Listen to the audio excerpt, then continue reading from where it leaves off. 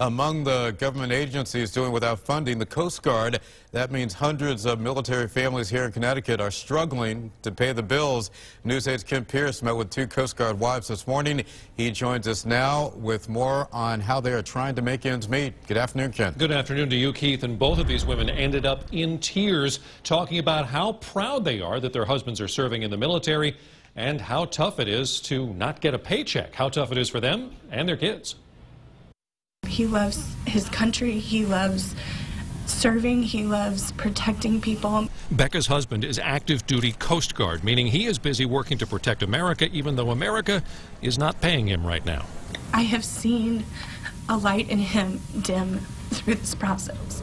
Becca has two children. One is special needs. Courtney has that beat. I am a mother of three, two who are special needs. They're not allowed to tell us their last names, but they can tell their stories of what the shutdown is doing to them and their kids. We are unsure if we can continue to give them their monthly medications due to the price of the cost because we don't have an income coming in right now.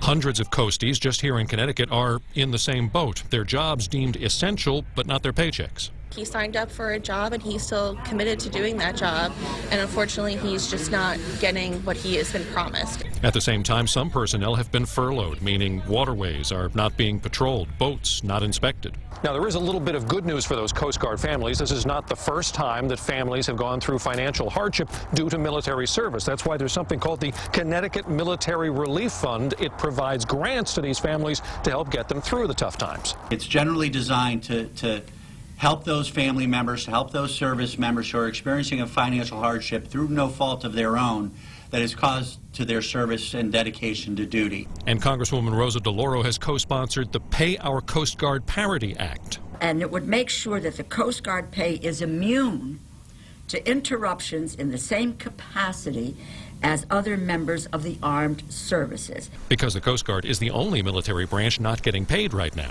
When you do this job and you love your country, and then your country is not thinking of you and taking care of you and supporting you, that just weighs on all of them. And this is only weighing on Coast Guard families because all the other military branches, they are part of the Department of Defense, which is funded right now. The Coast Guard, however, is under the Department of Homeland Security, which right now does not have funding. I'm Kent Pierce. Keith, back to you.